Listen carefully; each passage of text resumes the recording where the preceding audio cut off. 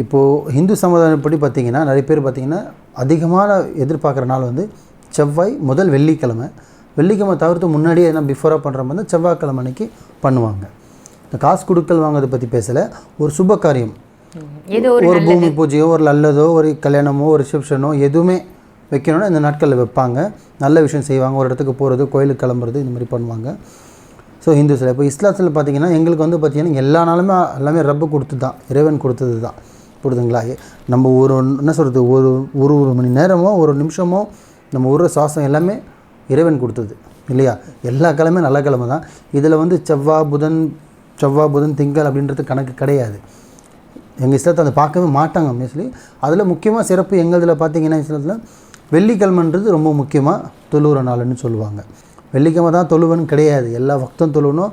எப்பப்போ நம்மளுக்கு டைம் இருந்தோ நம்ம தொழுதுட்டுருக்கலாம், ஜிக்கிர் ஓதலாம், எல்லாமே செய்யலாம்.